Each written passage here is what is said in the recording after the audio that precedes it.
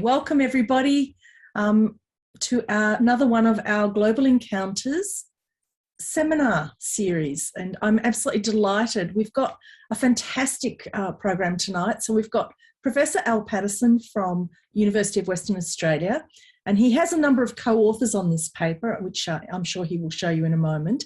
And after that, he's going to be in a slight conversation, or at least a discussion, with Ian McNiven, and then we'll open it up to Q&A.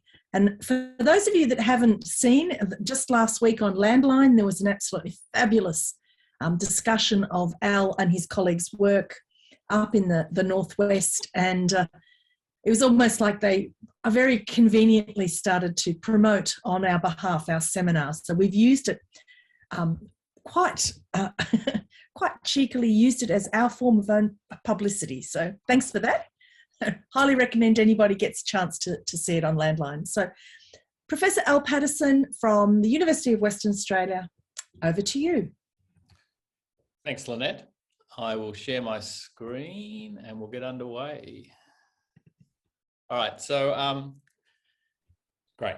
So you should be able to see that. So thanks, Lynette and your team for inviting me to contribute to your session and series, and for Ian to co-convene. I'd like to start by noting that I'm and the campus of UWA are on Noongar Whadjuk land, and they remain the traditional owners of this land. Also want to note that the Napier Broome Bay Coastal Connections project is funded by the Department of Environment, well, funded by the federal government, and involves partnerships with the Department of the Environment, Culture and the Arts, and the WA Museum, UWA, but most importantly, the Balangara Aboriginal Corporation. And the community group that we're working with are the Queenie community, who are based largely in Clumbaroo. And they're listed, all those people are listed there, are involved in some way in the project. Jen and the Queenie mob are actually on the plane back to Kununurra right now. They've been down here for the last few days talking about the project and looking at the material in the lab. So hopefully they'll catch this presentation down the line. The work is, I'm supported by an ARC Future Fellowship, for which I'm grateful. And I think that's all the acknowledgements I really need to make, except of course to acknowledge those people who are in lockdown in various parts of Australia. So thanks for coming along today. All right. So I just want to talk today a little bit about the project, and it's very early days in terms of our results. So not too much to say there, but it is nice to get a chance to start to frame the project.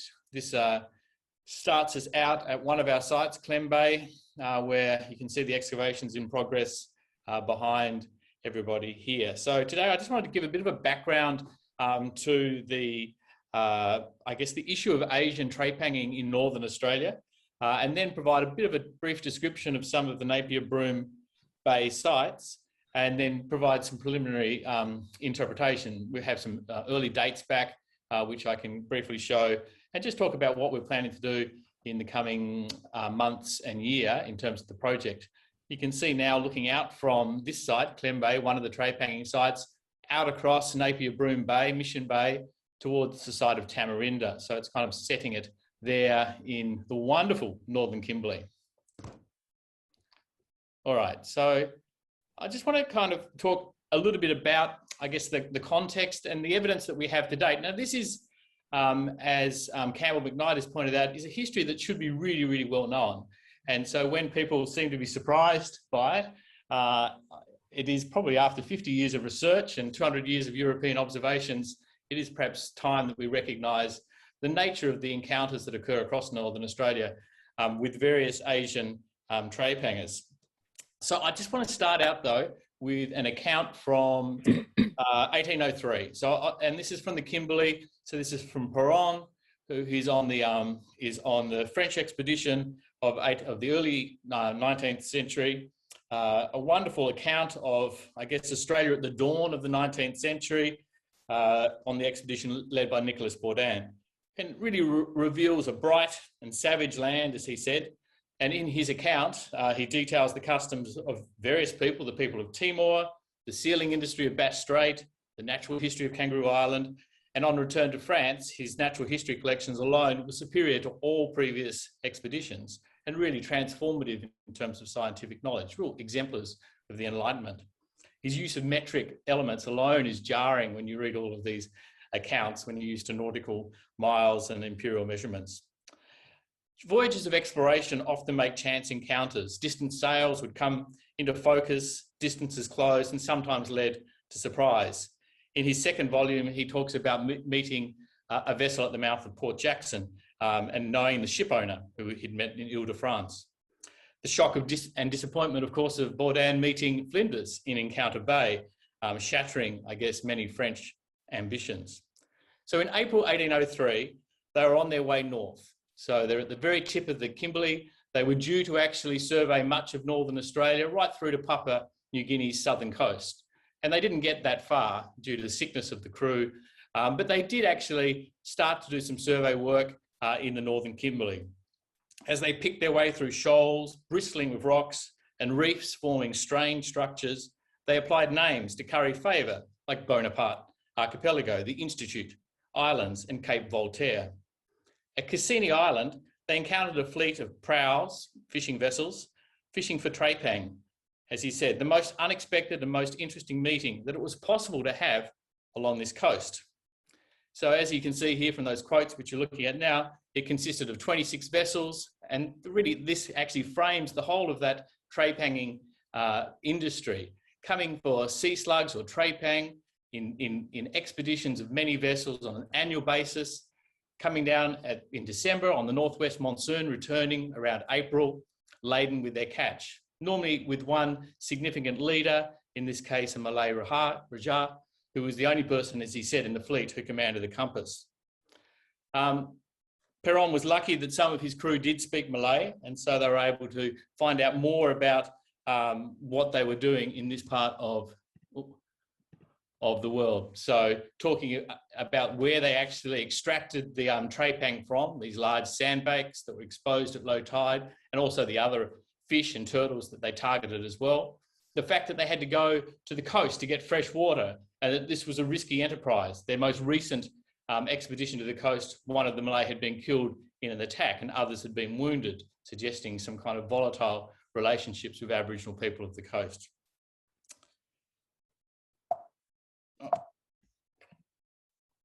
So just a couple more quotes from Perron to kind of frame all of this. He really understood from his interviews with them the nature of this industry, that it was an export industry, that it involved processing the trepang on the coast, on shore-based stations. They were loaded into the boats and returned to places, particularly Makassar, which was the main port in Southeast Asia for the industry, from where they were actually exported to northern China in particular, where there was a great demand from it.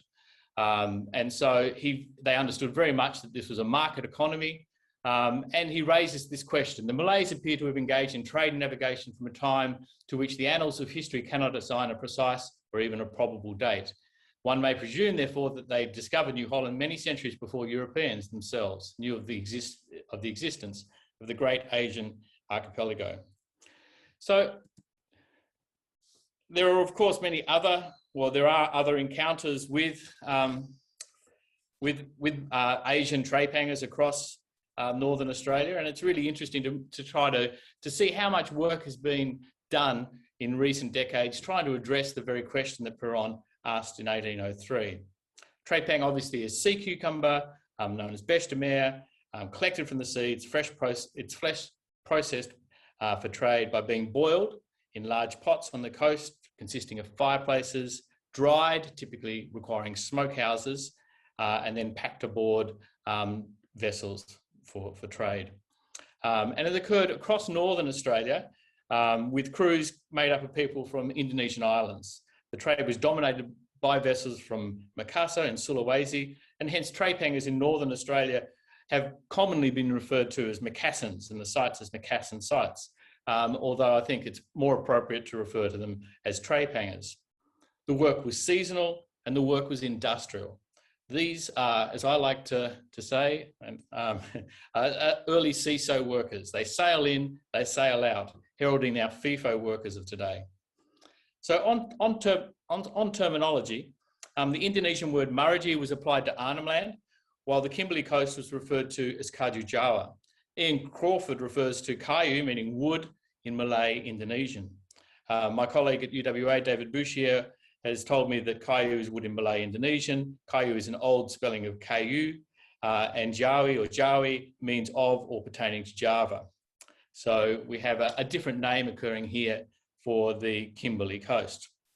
And it's perceived of as being quite a different place, perhaps, to Arnhem Land and the Gulf of Carpentaria.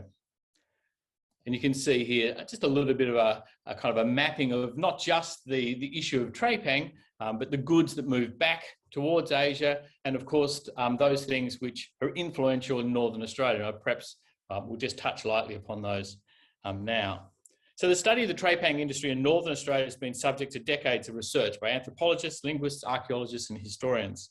Following Tyndale in the 1920s, Roland and Catherine Burnt in the 1940s worked in Arnhem Land and offshore islands, making collections of art and archaeological material. Campbell McKnight really provides the most renowned overview of the industry, building on archaeological work at Anneroo Bay, initiated by John Mulvaney. I think Campbell's here, hopefully, tonight.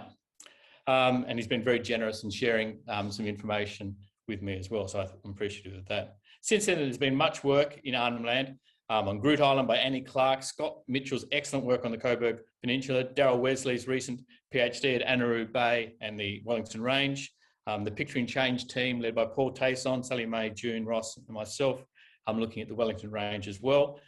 So lots of interest in rock art, and then moving into the Gulf and Carpentaria, work on the Pellow Group and the Wellesley Island by Sean Orme and others.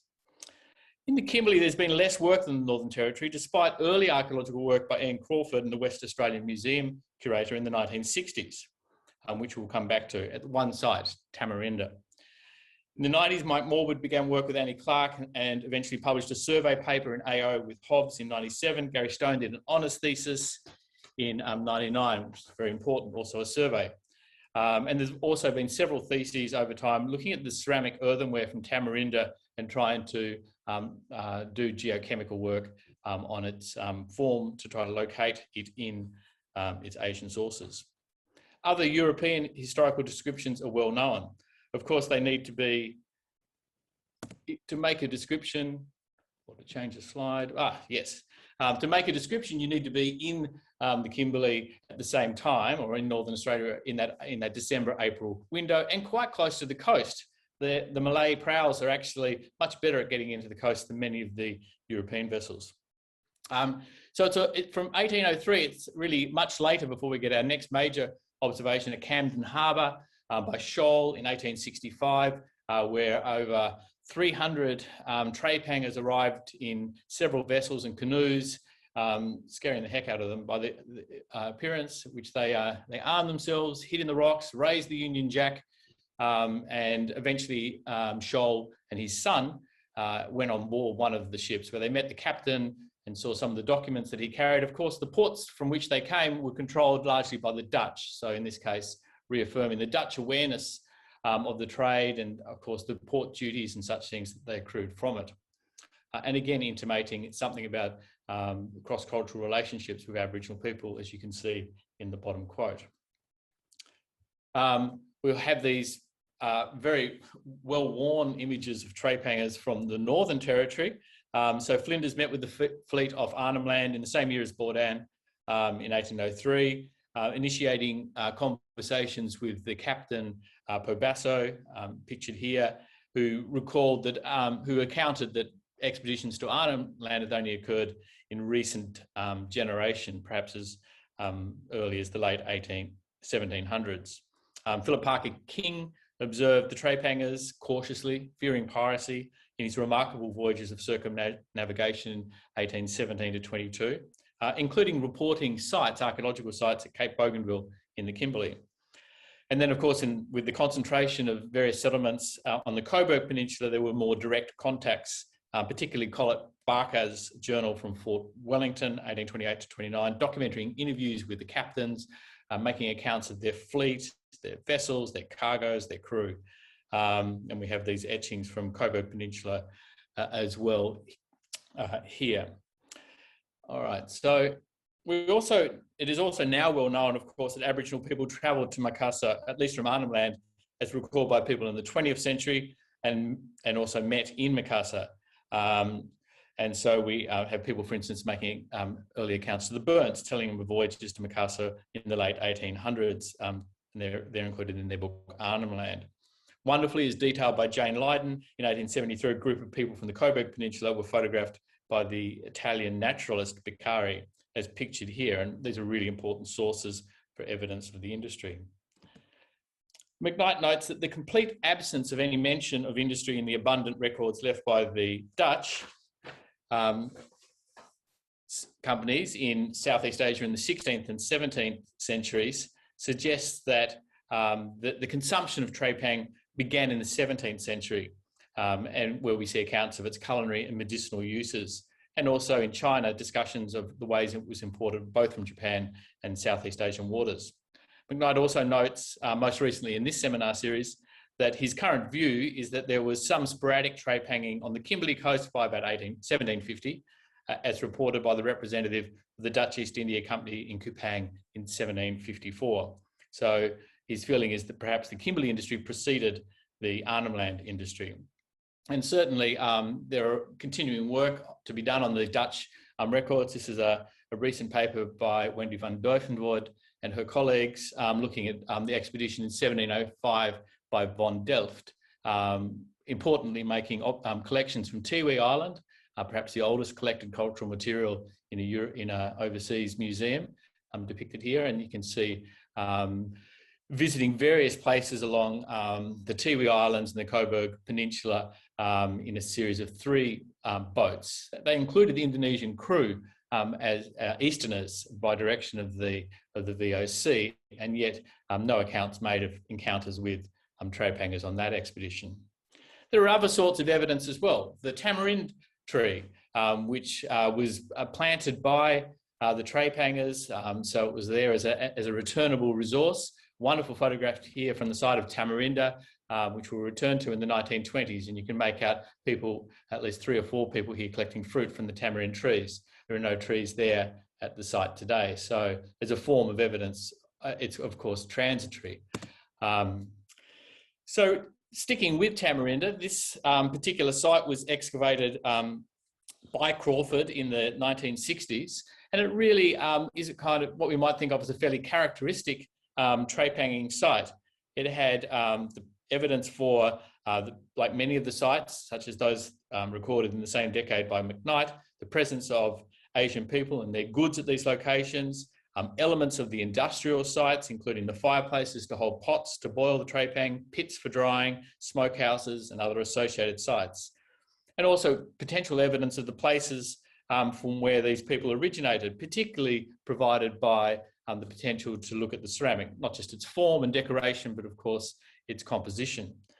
We also have at Tamarinda tamarind trees and other artifactual evidence, such as a coin, a Dutch coin from 1823, pictured here, fish hooks, musket balls, a musket flint as well. In terms of what he actually found in the archaeology, Tamarinda obviously contained fireplaces, and for Crawford, he noted 2 periods of fireplace construction. The earlier and dominant phase was a series of 8 stone lines of fireplaces, each with 3 or 4 individual bays, 30 to 50 centimetres wide, really typical of the earlier trepanging sites. In addition to the hot fires at fireplaces, he inferred ash deposits as evidence for 3 smokehouses. And it was at this location that most of the artefacts were found, including broken earthenware shards, Chinese export wares, the hook, copper sieve. The vessels were probably for water storage and for cooking. A concentration of mollusk shells suggested trepangers' meals, and of course this impressive ceramic evidence. So he dated the main occupation to 1825 to 1850, largely based on the presence of this coin from 1823. I spoke to him last week and he said, well, I didn't need to do radiocarbon dating because I had the coin, which is fair enough. But we are in the process of actually doing some radiocarbon dating for the site anyhow. Beyond Tamarinda, there was a series of, and more recently, in addition to Tamarinda itself, there is other evidence on the Kimberley coast for I guess, the defensive posture of some of these sites. At the mouth of Napier Broome Bay is the site of Carronade Island, where Philip Parker King found a Southeast Asian cannon described by Jeremy Green in the 1970s on Carronade Island itself. Another cannon was found nearby in the northwest. It's pictured here with the workers from the Wyndham Meat factory, dressed up as, I think they're pirates, maybe, but you can see the cannon there, since melted down, unfortunately. So these were vessels, as described for the Northern Territory, carrying cannon and other materials as well, which does suggest something about the nature of their position on the coast and the need for defence. So more recently, we have the work of Morwood, who initiated some work there with Hobbs, and also Gary Stone's 99 honours theses. And so two important elements to take away from that work. One is that Morwood breaks breaks it into two phases of use, a kind of a main phase, a kind of an Asian trade hanging phase, where we have these really characteristic long stone lines, 4 to 5 metres long, at least 3 to 5 bays, so kind of fireplaces, if you like, up to 50 centimetres across. So they're basically holding these large cauldrons for boiling down, and normally located kind of parallel to the coast. And then later on, a series of kind of tray hanging sites that's really characteristic of what's happening after the 1900s. So by the late 1800s, in Western Australia, great concern regarding controlling the tray hanging industry, equally in Arnhem Land. And so by 1906 and 7, it's essentially made illegal for Asians to visit Northern Australia to conduct the industry. And so what we see is kind of Australian initiated owned boats coming down with crews still from places like Timor to actually do the tray hanging work, sometimes involving Aboriginal people. And so using ships' tanks and boilers, so requiring a different type of fireplace, much larger, up to 120 centimetres across, open at both ends, so very distinctive. And so these two phases, he suggested, the kind of a model for understanding the chronology of the industry. So I've just taken all the various sites reported, not just by this work, but just generally, just to show you kind of in this part of Northern Australia. This is Napier Broome Bay, where we're interested in, and this is Vansittart Bay, obviously Cassini Island, where the fleet probably grouped before heading back at the end of the season. So you can see there's actually quite a lot of sites known as well. They're popularly visited these days by cruise ships. Another line of evidence across Northern Australia, but particularly in Arnhem Land, is of course the rock art, which is very, very well known. Work by Annie Clark and Groot Island, Wellington Rangers, Clayson and Wesley and others. Most importantly, the date provided by beeswax over a depiction of a prow for the early 1600s, providing some interesting kind of evidence as well for the potential date of visits to Northern Australia. There's also rock art, obviously, in the Kimberley, but very not as many images, contact images at least, relating to ships. It's a very famous one from Biggie Island on the coast. One of the things we'll be doing is looking more at these depictions. These are actually from an album of photographs of drawings in the early 19th century, which include images of rock art from Vansittart Bay and from Napier Broome Bay. You can see here, these are actually presumably paintings showing canoes, and this is actually a rock engraving, very large one, of a canoe. So whether these haven't been reported, and so maybe they're still to be located. So an interesting kind of aspect. I think there's probably more rock art that relates to this this activity to be found in the Kimberley.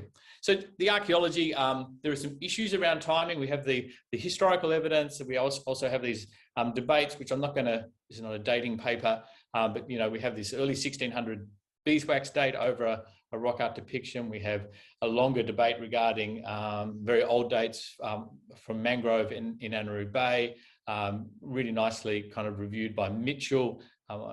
I'm not suggesting these dates are actually realistic for the tray hangers, but there's also obviously these potentials for longer forms of Asian contacts with Australia, which this work sits in.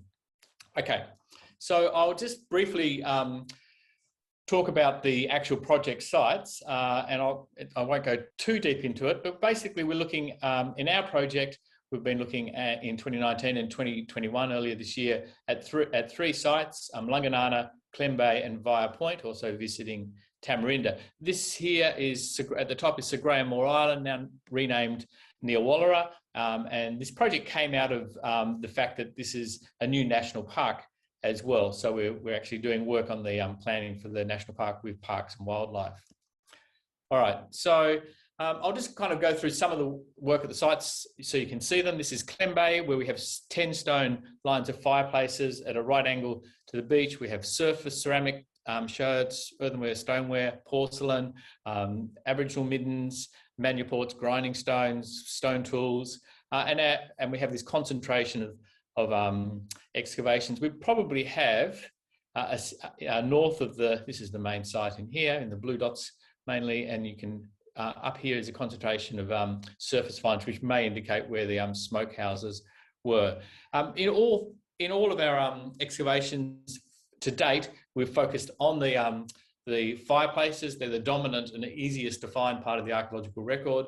They provide the potential for getting a relative dating sequence in place for Napier Broome Bay, and they allow us to expand out with further work, hopefully finding other aspects of the archaeological record. So here you can see two of the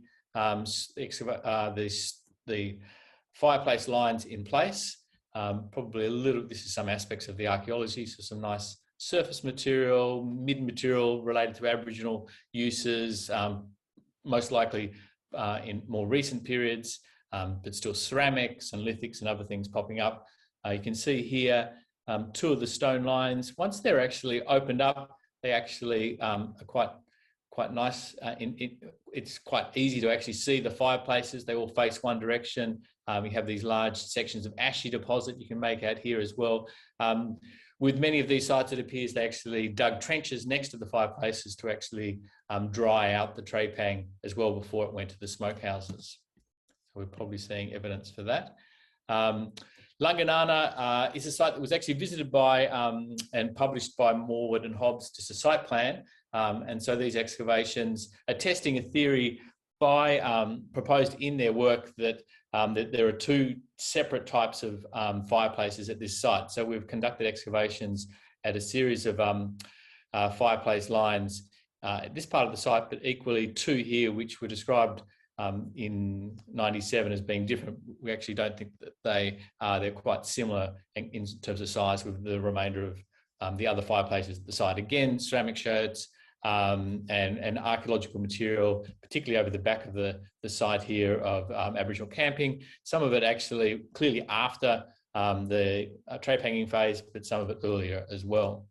This is Jane Lydon and Ian Wayner finishing up the excavations at one of those. And it's just a nice example just to see. You can see here at the top of it, we've actually removed the back of the fireplace where you can see these large stones through the site. We wanted to actually open some of them up to get a complete understanding of the stratigraphy. So we have these, you can see this darker ashy material coming out of the fireplaces. Here's one, and here's one here. Here's some overburden. And then underneath this, we can actually get a sense of the cuts that were made to actually place these large sandstone stones, many of them taken actually from the seabed. They've got oysters and such on them, which we're able to use for dating as well. So you can see here in this aerial photograph, I need to see it landing, but that's okay. You can see here in the aerial photograph the removal of that upper part of the fireplace, but you can see the series of bays here, all really consistent with other trape hanging sites about 50 centimetres across. Can we get out of here? That would be good to know. Okay. Another part of the Lunganana excavations focused on looking at places where we actually had sites clearly that were more recent than the trape hanger. So here you can see a little shell midden charcoal rich occupation where there's about 80 centimetres of kind of sterile sand eventually lays over aspects of this, which is the top part of a series of fireplaces. They've actually been removed in this photograph. One of the interesting things about this site is we can actually see small, what appear to be the small incisions made by individual spade actions at the base of the hole that they've dug to actually place these large stones in at the back of the fireplace. And what appears to be at several of these sites, the addition of crushed shell into a sand, perhaps a wet slurry, to actually form a kind of a loose cement to actually hold together the halves as well. So it's something that hasn't been reported previously, but I think we're actually looking at some kind of attempt to actually consolidate soil matrix for those. At Lunganana, we also excavated a nearby rock shelter. This was a site that we wanted to open up our survey and look at in the landscape. This is a wonderful series of rock shelters that are quite close, within about 600 metres of the main trape hanging site, which is just in the rear of this shot. It's just coming up now.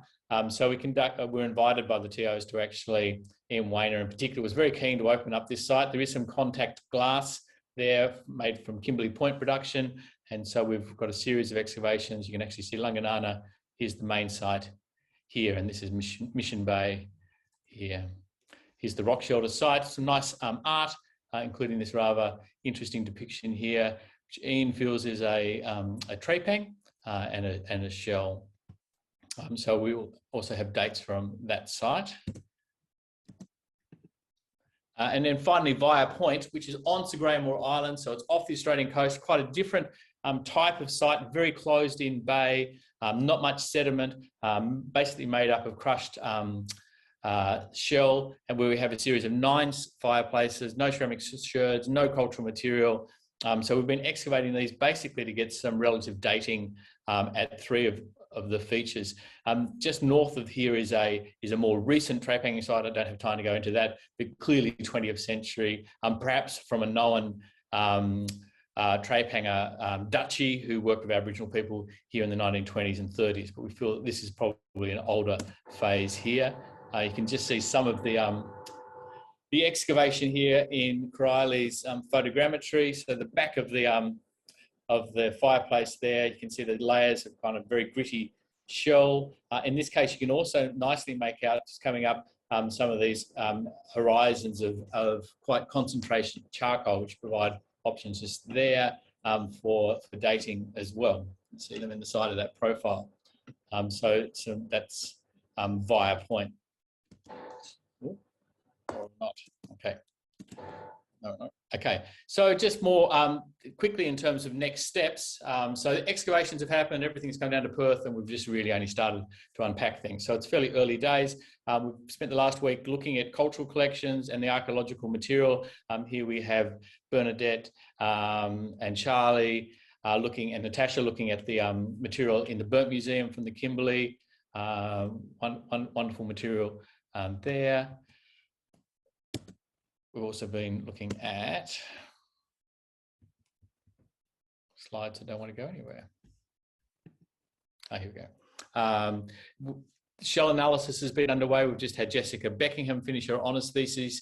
And so we have, at least for Lunganana and Via Point's first set of excavations, a sense of which of those shell concentrations in relation to the fireplaces are economic, midden material, and which are more likely to be natural shell beds.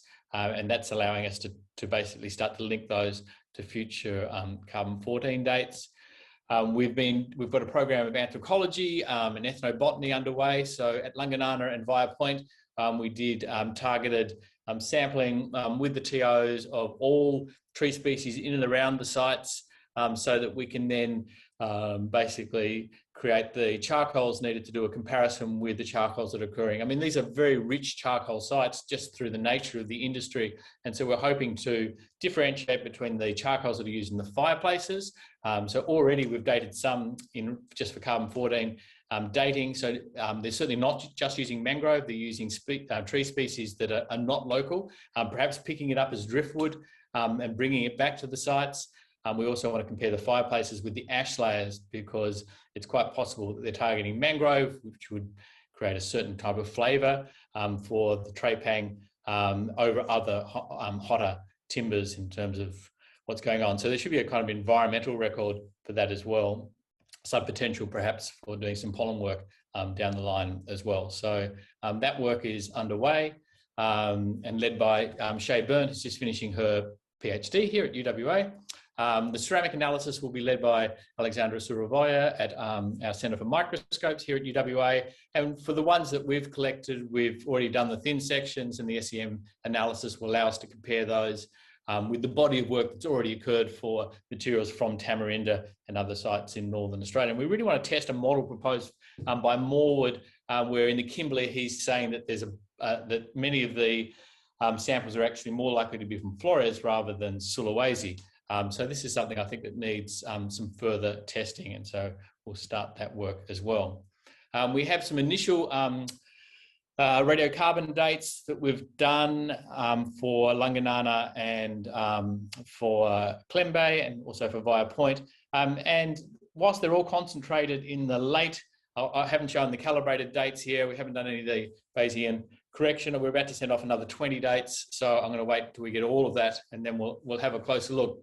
But we certainly have at Langanana, where we've targeted mid-material underneath the fireplaces. We have an earlier phase of occupation, and then across the three sites we have what appears to be, particularly for Langanana, a late 1700s, 1800 occupation. Probably the older sites will be Langanana, perhaps Via Point, and then perhaps Klembe a little bit more later. But we've still got some work to do on those dates. But at this stage, everything is quite consistent with this, with the existing proposal that at least in the late 1700s, we've got the presence of trepangers in Napier Broome Bay. But some more, I think, with the direct dating of oysters from the hearths, as well as bracketing dates above and below them, I think we'll have a really nice sequence to explore later in the year.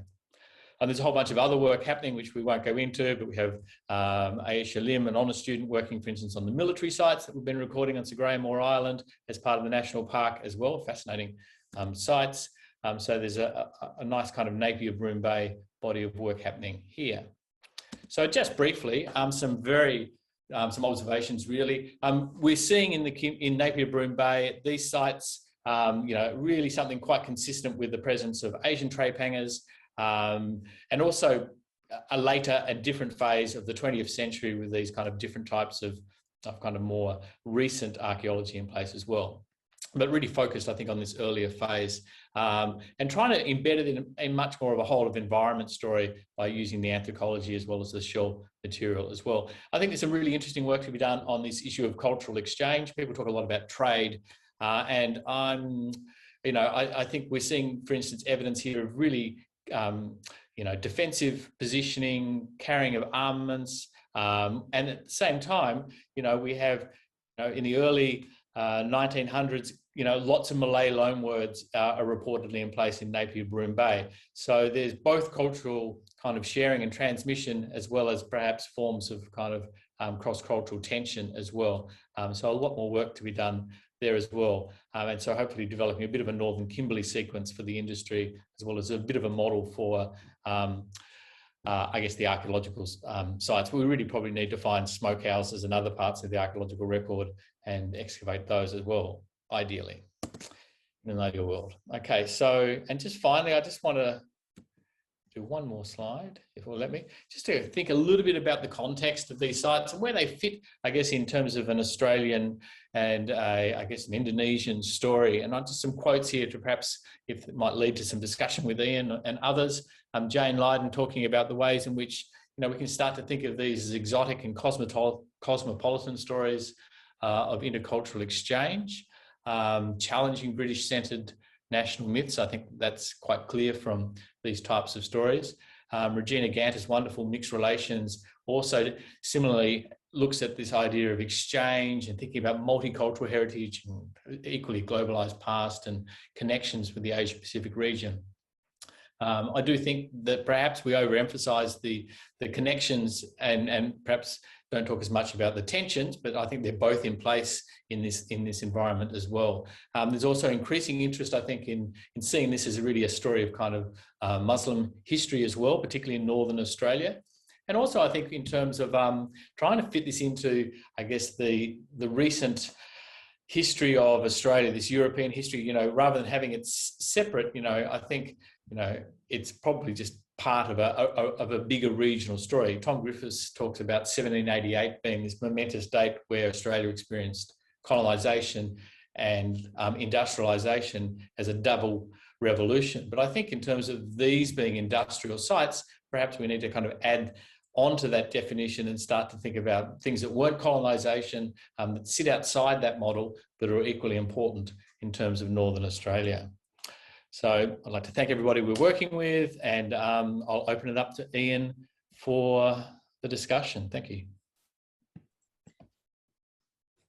Thank you, Al. I'm going to introduce Ian McNiven, who, for those of you who don't know, Professor Ian McNiven is at Monash University and is aligned to the Global Encounters program. So over to you, Ian. Thank you, Lynette, and thank you, Al, for that was a pretty interesting talk, to say the least. Obviously, all of us have been waiting many years since Morwood published that paper in AO, and it's always struck me as rather curious that it just sort of just sat there. There's a bit of a sort of like elephant in the room, really. It's like, my God, he opened up a whole new domain of the whole Macassan sort of industry for a very large piece of Australian coastline, and little do we know that the last part of that paper would have your name written on it, because you're doing all this work. So congratulations. It's fabulous what you're doing, sort of opening us up finally. So, and obviously the rewards are coming through. So there's, you're doing some extremely interesting stuff. And you've finished up with that sort of whole sort of, so what is the grander, bigger story there? And interestingly, at the beginning of the talk where you talked about, what is it? Something Perron, talking. I mean, the surprise that some of these early European maritime investigators, explorers, their surprise in seeing these Asian peoples on Australia's coastline, and it's like at one level. So what's the surprise? I mean, you're on Australia's northern coastline, and you almost can see Southeast Asia. So it's interesting. I mean, just as a cultural phenomenon, like why they expect Australia to be this isolated continent that is only Aboriginal people that don't have any sort of connections to the outside world. So obviously, it's saying a lot more about Europeans than it is about Aboriginal people. So, which then, in a sense, they can bring it back to that final point of that role of many Aboriginal communities in a much bigger world. And I like to sort of think of it in terms of, we talk about sort of globalisation theory, etc. But I like some of the new sort of theorising on this, that it doesn't have to be, when we talk about globalisation, it doesn't have to be like a full sort of global phenomenon. You can have these sort of more localised globalisations. And I've done this sort of trying to apply it to Torres Strait, that we set up the history such that, like for Torres Strait Islanders, you would say that the whole coming of the British is like this great momentous sort of moment that they enter the global economy at this point. But if you take this sort of more localised view of globalisations, this is probably just one of many that have happened over thousands of years, and probably started with like the Lapita peoples and that sort of that Western Pacific sort of globalisation that took in sort of all of Melanesia. And then you sort of got the sort of Palma-Nugan sort of spread across Australia, which can be sort of seen as a globalisation as well. And then you've got the whole sort of Southeast Asian, sort of maybe sort of 400 or 500 years ago, that sort of globalisation.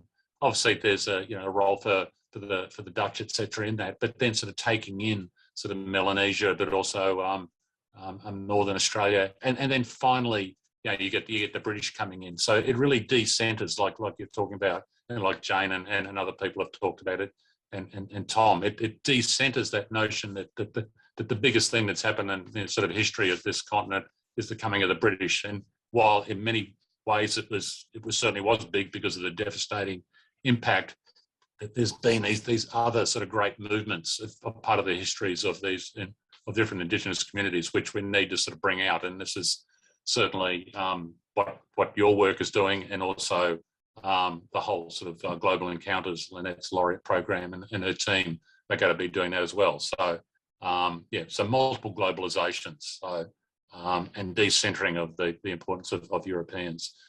I mean, as I was watching you sort of with the footage there and showing the excavations of the fireplaces, and talking about that, look, this happened sort of hundreds of years ago, and there was certainly some early 20th century industry there, and again, sort of reflecting on my own experiences in Torres Strait, where I've spoken to some old people who certainly in the 1940s and 1950s were involved in the tree-pang sea slug, as they call it up there, industry on the one particular island I work on Tudu in central part of Torres Strait. And, they've got the big ship's tanks there, where they boiled up the product. And then when I was doing field work in 2018, so we came onto the island in a dinghy, and set up on the beach was a whole series of fireplaces with 44-gallon drums, like 4 or 5 of them just sort of set up. I mean, I just couldn't believe what I was seeing. I felt like Flinders, sort of coming into this place and just seeing this whole sort of setup on the beach of boiling up the tree pang. That is literally like, 2 years ago, 3 years ago. So right. In a place like Torres Strait, it's still happening, but a locally run thing by local Torres Strait Islander people who then sell the product to the Chinese, these boats that come down. So it's still happening. So maybe there's an interesting sort of potential there for doing a sort of an ethnoarchaeology of a much more recent, well, literally, I mean, the archaeology from like a couple of years ago. So that might be a point to pause, and I can put Dalzi, one of our affiliates who's currently based in Hong Kong, has asked a question here, and it's complimenting you, Al, on your wonderful talk. And she suggests, so her question may not directly relate to your terrific work, but she's interested in the early contact between Indigenous and Chinese people through the trepang trade. There's no evidence that Chinese businessmen visited Northern Australia, but they did gather in Makassar, a flourishing port hub of trade under the Dutch control. Would it be possible that Chinese businessmen got in touch with Indigenous people who also visited Makassar? Yes, well, that's totally possible. I mean, I don't know as much about the presence of those people in Makassar as perhaps people like Campbell do, but I mean, certainly reading from what I've read, obviously people are present there. They're known as Aboriginal, particularly the men that are there, who marry and other things. So it's entirely possible that Chinese met with them, of course. Yeah, it's an interesting encounter to imagine. It is fascinating to imagine it, isn't it? I don't think we have any other. Are there any questions? I can't see any others.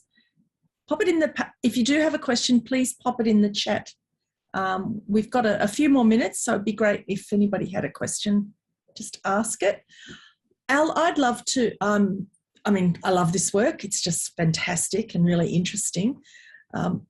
We've been thinking a lot about tamarind trees recently. Particularly, there's a rather enormous tamarind tree that when some Macassan visitors observed it a couple of years ago, said they'd never seen one so big, and it's in Arnhem Land. So we're currently looking at whether or not that we can get some sort of date on that might be useful to this conversation about dating. You've hinted at the problems of the dates. Your dates seem to suggest the last 300, maybe 400 years, would we be thinking? Or are we just thinking? I'm really interested to see what the shells are from the construction dates. So yep. We can kind of assume their construction dates for the various hearths. That should be interesting. But at the moment, there are, it depends on how it's such a tricky period to read. I want to see all of the Bayesian analysis, because it's kind of, you end up with these multiple points. Obviously, you end up with the 1600 dates, the 1700 dates, and something else. So that's why we're doing quite a few, just to see how they all map out. But it's possible. But at the moment, I'd be saying 1700s. Yeah, fantastic. The very recently published paper by Sally May, Paul Tayson and others on the presence of prowls and European ships in the rock art. Is this a similar experience to what you have in your part of the world?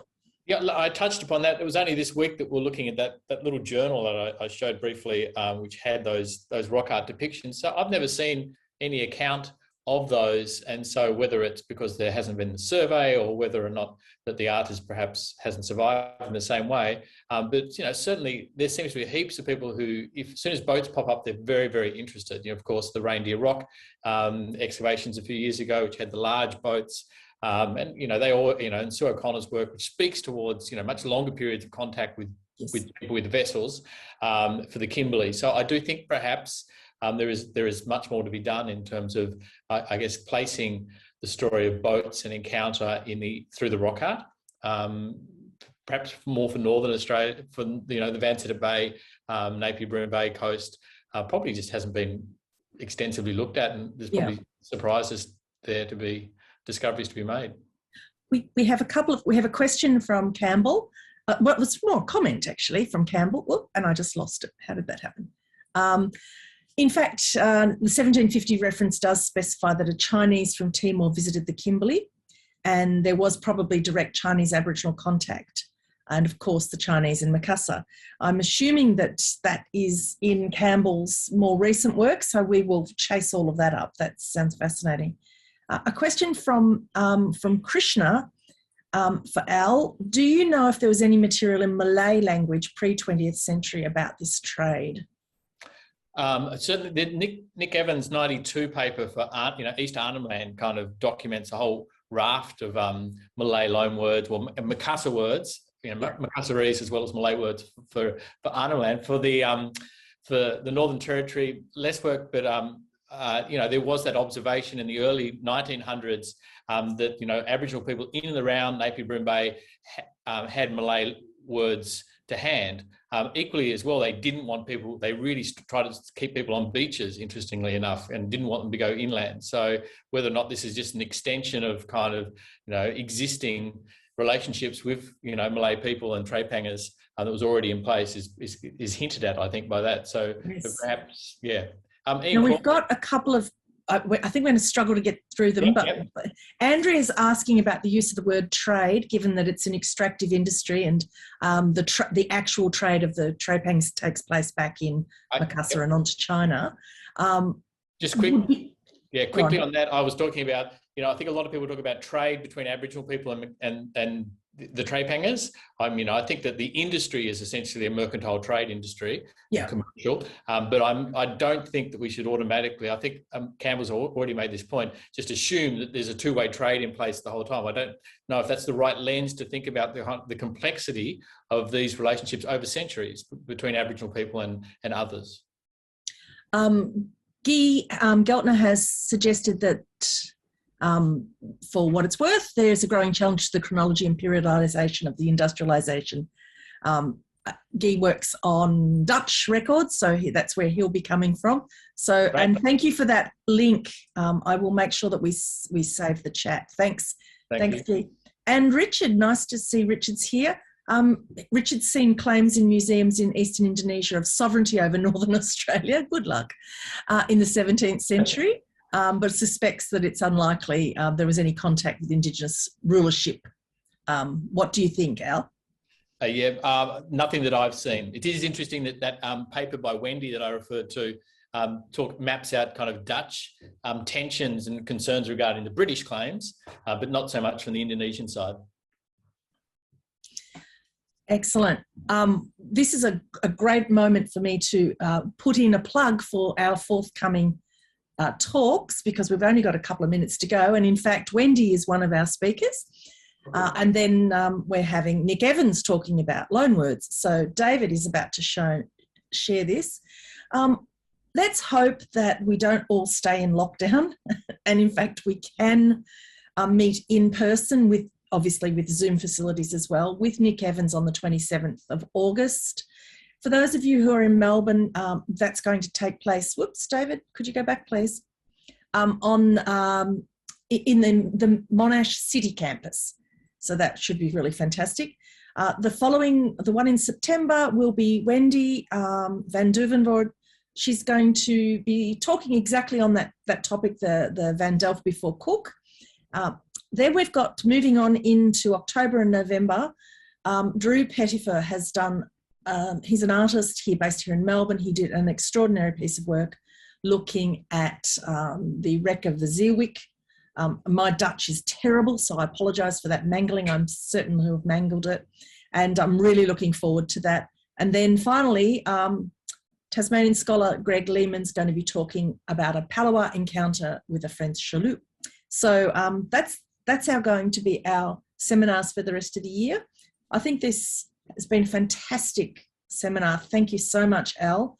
Thank you, Ian, for your really insightful looks at and contemplations on this really important topic, and one that we must continue to explore. And if we can ever leave our house, we might even get one day to visit the sites. So thank you, everybody. And I believe that takes us right through to exactly 7:30. So go have some dinner. Bye, everyone.